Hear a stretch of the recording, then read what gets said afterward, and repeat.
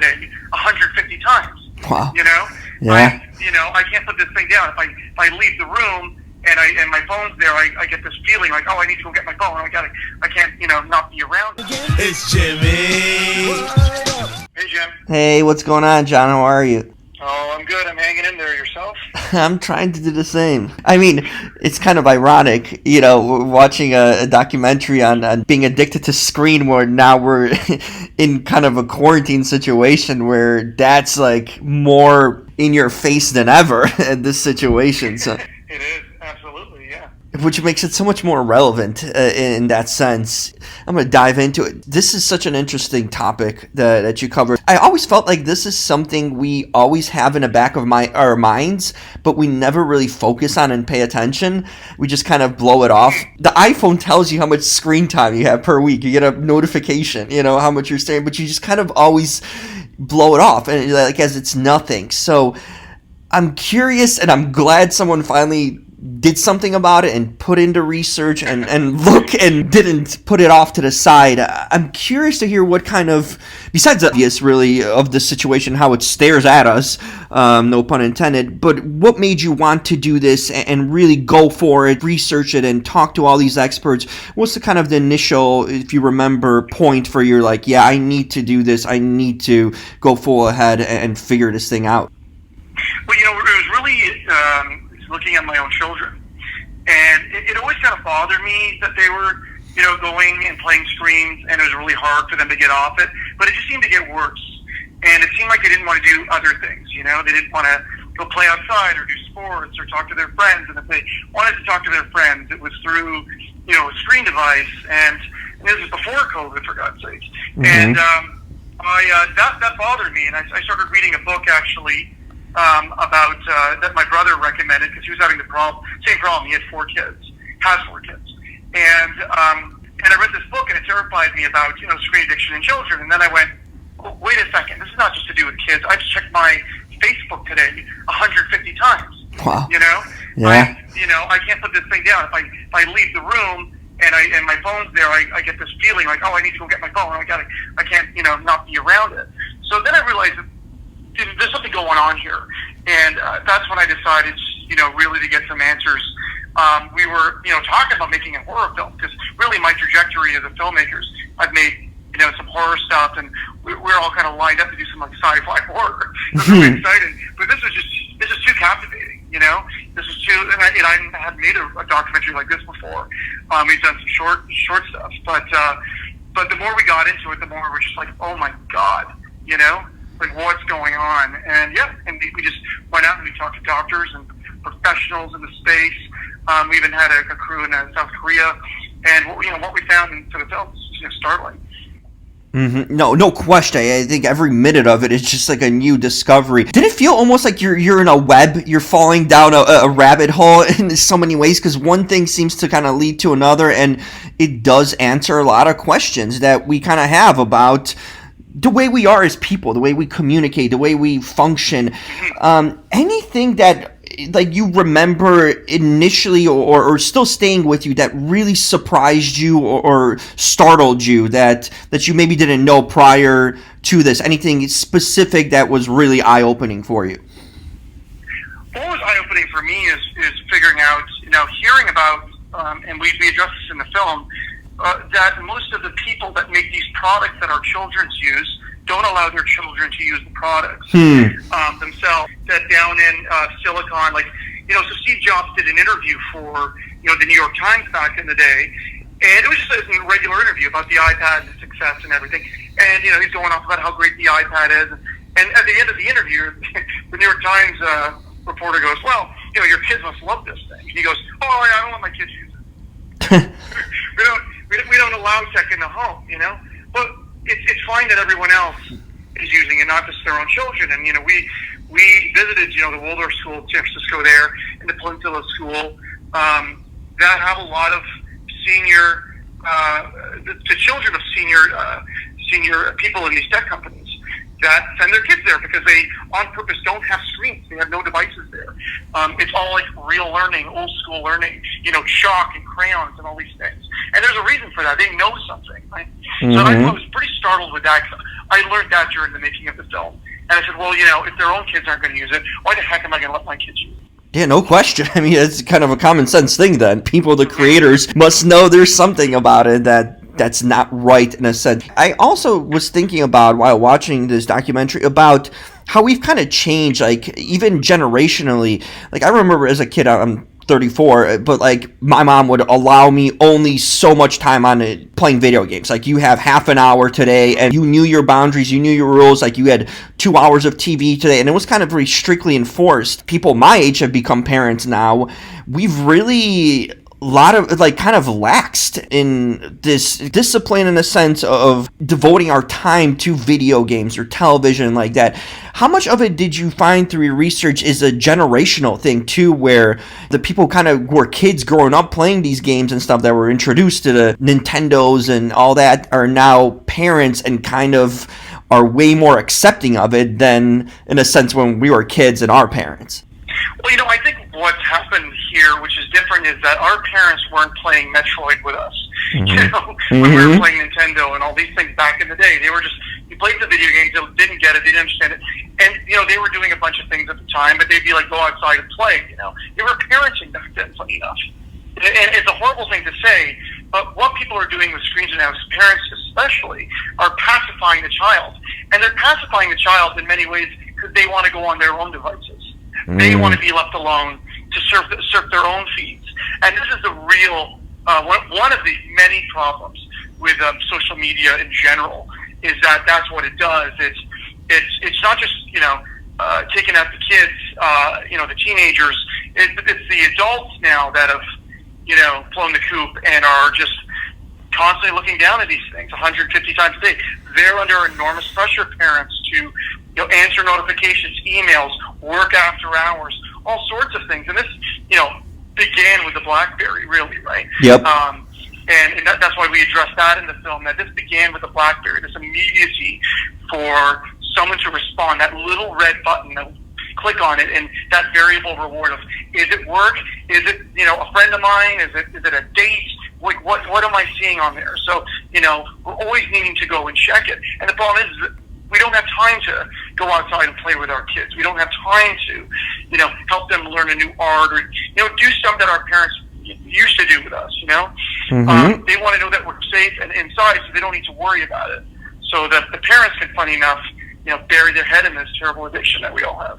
Yeah, and if they're involved in it and the kids are involved, there's no one to get you out of the gutter, in a sense. You know, you're kind of codependent on each other, which is crazy to think that the supposedly rational, the older parents, the wiser, the more mature, but they're trapped in the cycle too. And how do you get out of that? That's the question, right? Well, that's the funny thing too. It's like people go, oh, you know, don't treat us like idiots. Blah, blah, blah, blah. Like, I can get this office anytime I want. Blah blah blah. It's like quitting coffee.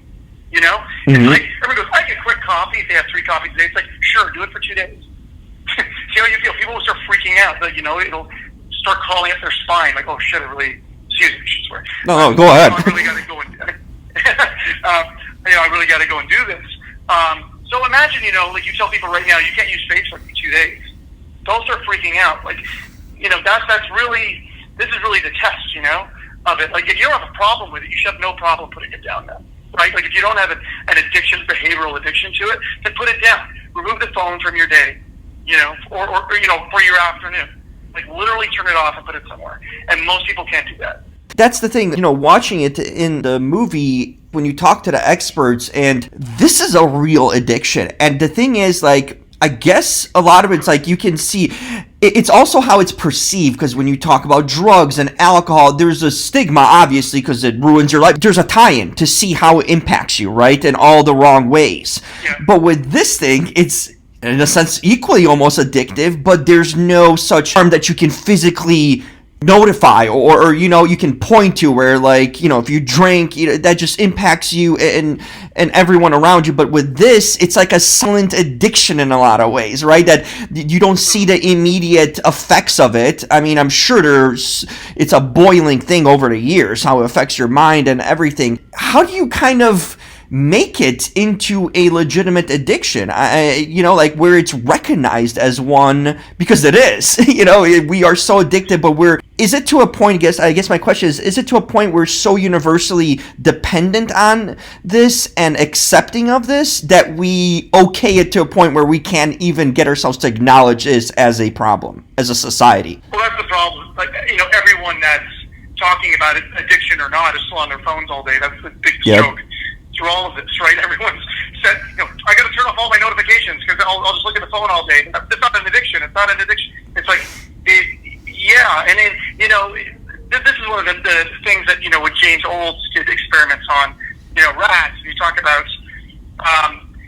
what they did is they put they stimulated a part of the rat's brain, right? And they had an electrified bridge, okay? Mm-hmm. So there's a rat and an electrified bridge, and on the other side, there's food.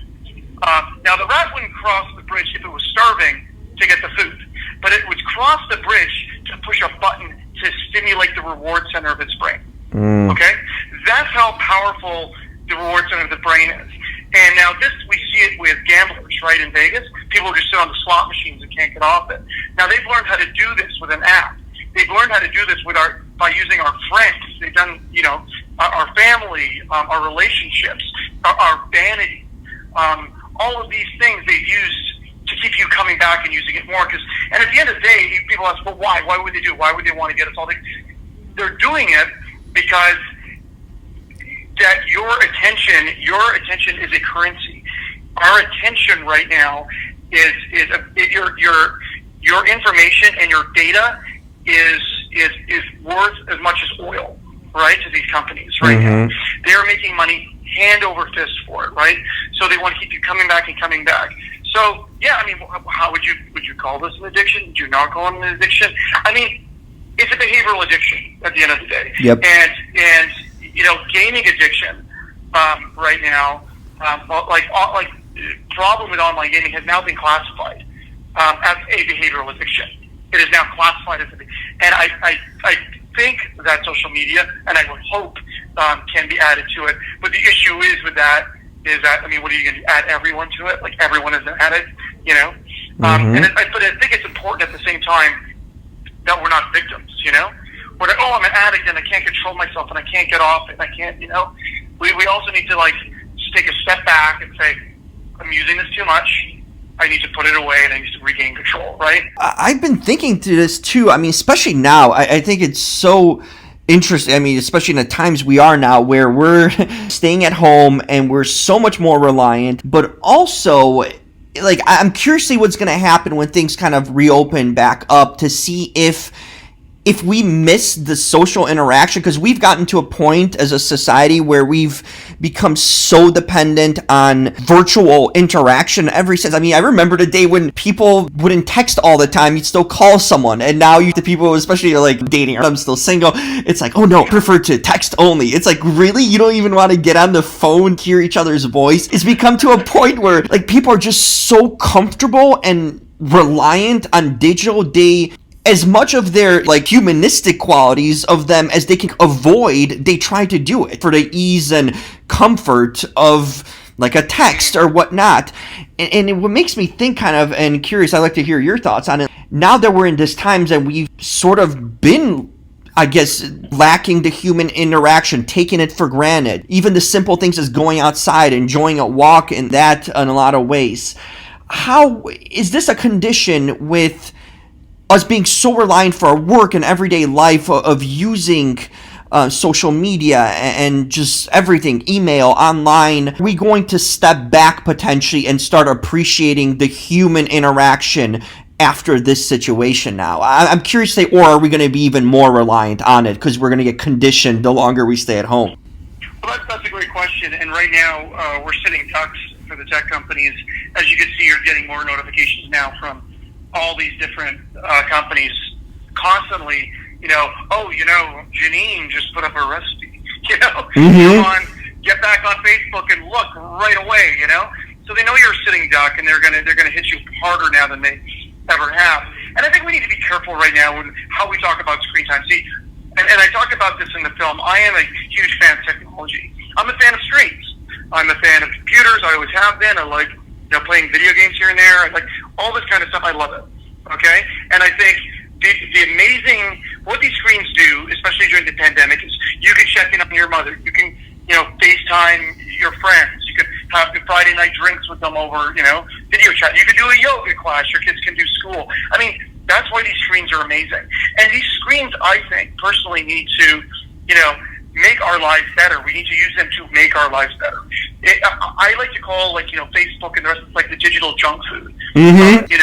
This is the stuff, the addictive stuff, the sugar, the stuff we need to stay away from or limit. So I got off Facebook. I completely got off it, but I'm not telling everyone to get off it. I'm saying maybe you check it for an hour a day or whatever. But yeah, I'd like to think that after this pandemic's over, we're all going to appreciate each other a little more.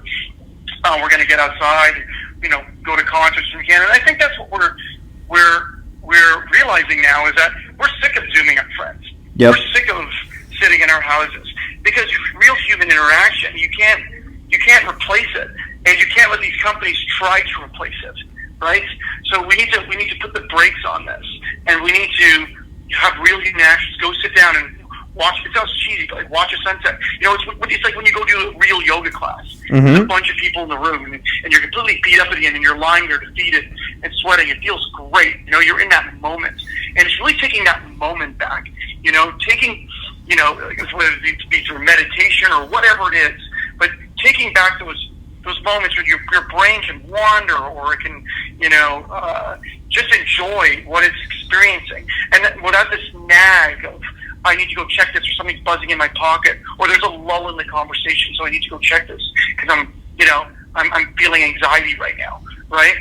So there's a lot that we do need to learn, and at the end of the day, we're animals. We Mm-hmm. have this Paleolithic brain that we're functioning on, and we have this technology it's moving quicker than we can deal with, and we need to be very careful on how it's influencing us, and how it knows how to influence us and push our buttons. So, yeah, I tend to ramble quite. No, I think but you're making sense with all of it. So, like you mentioned, I think the speed of it's amazing because you look at 15 years ago, and around that, we're talking about the BlackBerry kind of getting introduced and whatnot, and you look at in the 15, 20 years, we had so much overload of things over the years. I mean, my goodness, late 90s and stuff, or you're talking about the first introduction of the internet, AOL, you're putting in discs and loading up these things, and we've come in such a quick and far way so fast in the last 15 years, and it literally seems like on a daily basis it just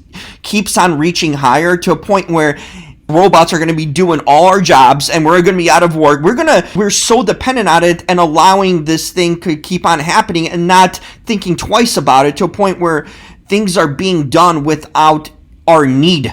Without human need, and we're going to become in a lot of ways dispensable because of it. And it's really interesting to take a look and take a wide perspective of what's going on with our communication and life with that. So I just thought you did a fantastic documenting it and bringing in different perspectives and different sections and areas of this, and I'm glad finally someone did it, man. You didn't stay at home, you went out and did something about it, so you were very proactive. No, I did. You do for your family, you do for your kids, and neighbors, and who else. It's just I think it's something that bothers me, and I think that everyone can go out and do something right now. Like we are the ones that can make the choice right now, mm-hmm. whether technology goes one way or goes another way. How you use it, how often you use it, how much information you give these people. We need to take a step back right now, and we need to say we need to take our lives back from these companies, this handful of companies that want to, control us and control our attention, and that's what they're doing. Yeah. Don't fool yourself. That's what's happening. People can say, "Oh, it's crazy and conspiratorial." We've seen this happening. We've seen the whistleblowers coming out about it. Many of them, people that actually helped start the company. Start most of these companies like Facebook have come out and said, listen, they're just trying to control you. You need to get off this. That you are the product being sold here. So I think we can all take a step back, and we can all take back our lives, and use these things responsibly, and give ourselves time limits, give ourselves an an hour of screen time a day, an hour and a half, and just get on with our lives. I think that's great advice all around. I think that's perfectly said right there. I mean, really put it in a nutshell there. Really appreciate it, Jon. Thank you for taking the time. Yeah, I thought it was really cool informational stuff and really a perspective changer, a thought-provoking film in so many ways. And I liked how you made it personal by bringing your family into it and making it very relatable. So fantastic job, and thank you for taking the time to talk to me about it and share your perspective. Well, thank you for having me on. I really appreciate you taking the time and showcasing a film like this. So Absolutely. Anytime. Thank you, Jon.